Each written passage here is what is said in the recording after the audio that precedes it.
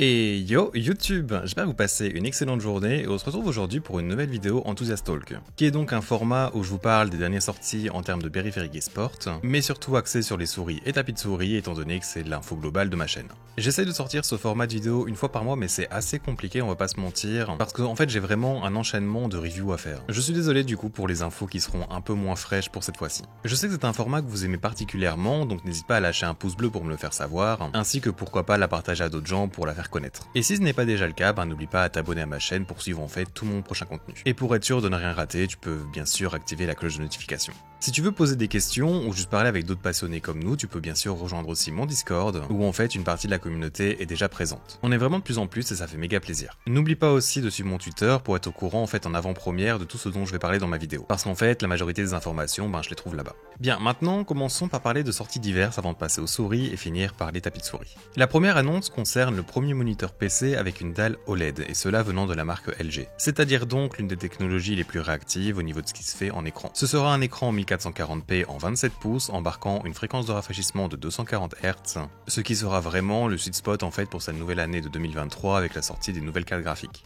Le temps de réponse est annoncé à 0,03 millisecondes, ce qui est assez insane, et pour le prix cet écran sera vendu à 999 €. C'est un prix qui était plus ou moins attendu avec la technologie OLED bien évidemment. Les précommandes seront ouvertes le 12 décembre et les envois sont prévus pour le 28 décembre. Ensuite, la marque Ghost Glide, qui n'est pas encore très connue, devrait en fait sortir des patins de souris un peu différents de ce qui se fait d'habitude, avec en fait des petites courbes comme ils expliquent, qui devraient augmenter la fluidité de la glisse. Je devrais d'ailleurs normalement en recevoir pour vous en parler en vidéo. Passons à la marque Vaxi, qui a confirmé que la forme de sa souris sans fil serait la XE, et en fait elle pourrait sortir avant 2023 mais ce n'est pas certain. Mais en fait ils ont aussi annoncé la sortie de leur propre bungee pour les utilisateurs de souris filaires. Ils ont fait une vidéo sur leur YouTube et je vous laisserai aller jeter un coup d'œil si ça vous intéresse, et ils ont l'air en fait d'avoir développé vraiment un excellent produit en tout cas. Et pour finir ces actus diverses, parlons du leak concernant le nouveau clavier de Finalmos qui avait été annoncé en premier lieu l'année passée. Dans ce leak, on peut voir un clavier en phase alpha de son développement. Et il est en fait équipé d'un écran sur toute sa plate supérieure qui permet de changer le thème mis en fond. Ce n'est pas un simple écran cependant, mais on en apprendra plus vers la fin de l'année. Ce clavier devrait être équipé de switches linéaires prélubés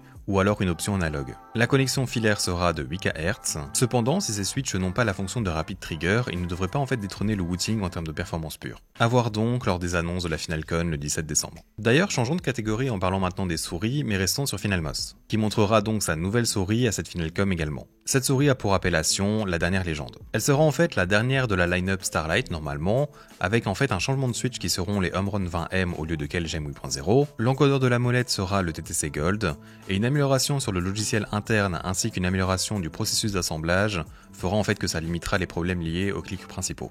Il faudra bien sûr attendre l'annonce complète, mais de mon point de vue, si vous possédez déjà une Starlight Pro, ces améliorations en fait ne valent pas du tout le coup de remettre 200 € là-dedans. Sachant que même avec ces dernières améliorations, si c'est la médium qui vous intéresse, la Vancercaster que j'ai review récemment sera en fait un meilleur choix au niveau des performances pures. Par contre, si quelqu'un veut que je review cette nouvelle Finalmos, j'accepte bien sûr toute donation, mais je l'achèterai pas personnellement. Le reveal de la souris sera le 17 décembre lors de la Finalcon comme je vous disais, et le drop sera le 22 décembre. Pour la marque Harrier maintenant, dont je vous avais déjà parlé dans le précédent Enthusiast Talk, ils ont d'abord annoncé leur roadmap avec les exemplaires de test qui devraient être envoyés en fait en janvier, et les copies de vente seront pour le deuxième trimestre 2023. Ils ont d'ailleurs sorti une vidéo trailer sympathique si ça vous intéresse. Au sujet de G-Wolve, leur HSK Pro 4K, donc leur souris Only Fingertip, sont disponibles en vente. Et leur ATX est disponible en précommande. D'ailleurs je suis un peu confus car leur ATX était censé être en alliage de magnésium, mais il n'est mentionné nulle part que c'est le cas, même dans leur annonce. Donc j'imagine qu'ils ont juste repris leur forme prévue pour celle-là, c'est-à-dire en plus longue et plus plate qu'une ATS+, mais par contre elle devrait être en dessous de 40 grammes, ce qui est assez insane. N'oubliez pas d'ailleurs le code promo Offraos si ça vous intéresse, parce qu'en fait c'est disponible que sur leur site officiel, donc ce serait con de rater en fait les 10 € que mon code offre. Ensuite, nous avons des précisions sur la Lomzu Atlantis Mini dont la production devrait être prévue pour janvier 2023. Pour ce modèle, ce qui change est l'encodeur molette qui sera un TTC Silver et le poids devrait être de 49 grammes au vu de sa taille réduite. La marque a aussi annoncé avoir travaillé avec Wano pour améliorer leur switch bleu à point rose. Et ces versions modifiées seront reconnaissables en fait par leur plastique transparent. Ces switches seront disponibles dans la Atlantis Mini,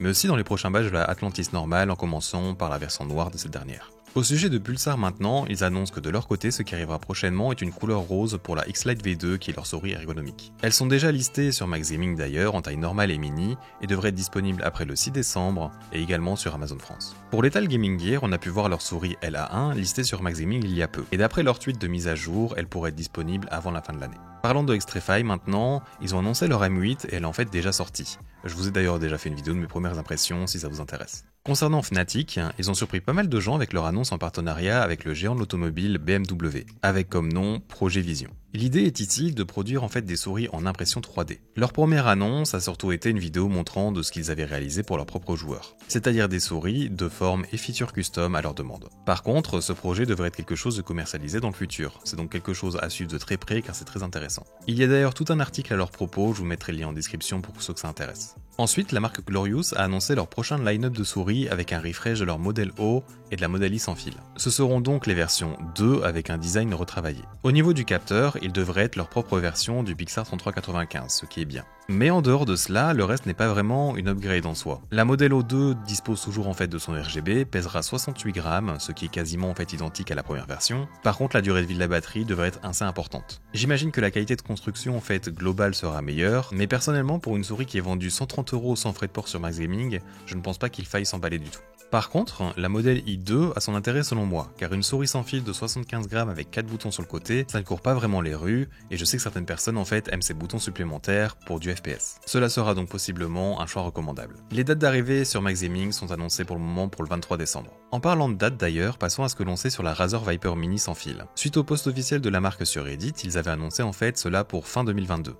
Petite pause en fait, je rajoute cela au montage, mais en fait en cherchant le post Reddit de base, j'ai vu qu'il y en avait en fait un datant d'il y a 12 jours. Et ils disent d'ailleurs que ce sera la dernière fois qu'ils communiquent à ce sujet. En gros, ils ont passé du temps à chercher plus de ressources pour leur Hyperpolling Dongle 4K, car en fait ils ne sont pas contents de sa disponibilité. Et tout cela en fait car ils prévoient de l'inclure directement avec la Viper Mini sans fil. La date de sortie est prévue pour début 2023, et croyez-moi, préparez vos porte-monnaies car je pense que le prix va être assez haut, j'imagine proche des 200 €. On a ensuite Logitech qui a publié une photo sur leur Twitter en demandant quel était le produit de la gamme Pro qui était montré. En sachant que l'image montre le côté d'une souris et qu'il n'y a que la G Pro dans cette gamme, on peut se questionner en fait s'il s'agit juste de cela ou alors d'un tease pour leur nouvelle souris. Et finalement, finissons par une souris qui m'a beaucoup été demandée dernièrement, il s'agit en fait de celle de l'organisation e-sport française Vitality. À première vue, il s'agit d'une forme OEM, donc en fait c'est quelque chose qu'ils n'ont pas développé eux-mêmes, et elle ferait 65 grammes. Petit point pas ouf à son sujet, c'est que le capteur utilisé est le 3335 qui est un peu vieux comparé aux souris qui sortent actuellement. C'est néanmoins un capteur complètement suffisant pour les FPS. Elle est normalement en vente pour 72 €, mais en promotion à 60 € à l'heure de sortie de cette vidéo. Je pense en fait que c'est probablement un choix ok si vous êtes vraiment un grand fan de Vitality, et que vous voulez donc une souris sans fil abordable. Mais je ne crois pas que ce soit en fait le meilleur choix en dehors de ce critère.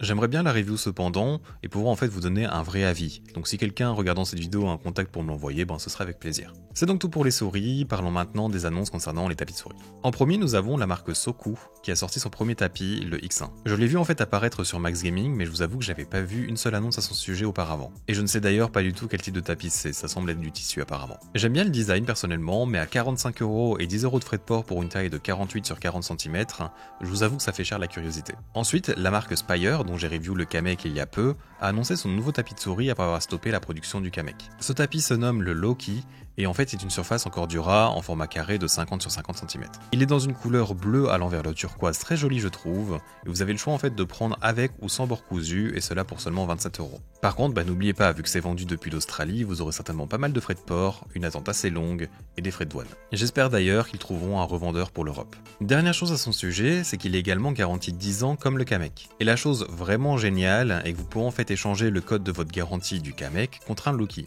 Vous paierez bien sûr le transport, mais pas le prix du tapis, ce qui est vraiment très généreux de leur part. Et c'est d'ailleurs, je pense, la seule compagnie qui fait ça. Il me semble qu'ils devraient m'en envoyer un, et c'est un tapis que j'ai vraiment hâte de tester. En parlant d'un autre tapis que j'ai vraiment envie de tester, c'est le tapis de la marque Focus. C'est encore une compagnie que je ne connaissais pas et qui est sur le point de sortir leur premier tapis, le Ambition. Sa particularité en fait, c'est qu'ils devraient utiliser du poron japonais, comme les tapis Artisan ou LGG Pro, et cela pour un prix de 49 € sur Max Gaming. Si la qualité et la surface est bonne, ce sera en vrai vraiment un artisan killer pour le coup. Il devrait être de type hybride, donc viendrait concurrencer le Hayate Otsu, le IN ou le Venus Pro. D'ailleurs parlons de LGG avec le Saturn normal qui aura lui aussi droit à la couleur rouge, qui était en fait le moyen de différencier la gamme Pro auparavant. Et cela donc dans les 3 formats proposés par la marque. Ils ont aussi annoncé que de nouvelles surfaces devraient arriver de leur côté, et cela en début 2023. Pour la marque PureTrack maintenant, leur prochain tapis de souris n'est pas annoncé officiellement, mais il y a déjà eu en fait quelques leaks et un teaser de la marque. Cela devrait être un tapis qui aura en fait une base qui ressemble à du peau rond, avec de très bonnes coutures et une couleur bleue. PureTrack est une compagnie qui innove pas mal dans leur tapis, je suis donc plutôt pas mal enthousiaste à son propos. Du côté de Pat Smith, leur deuxième version de leur tapis Temple of Dream a été leak par le youtubeur Boardsy.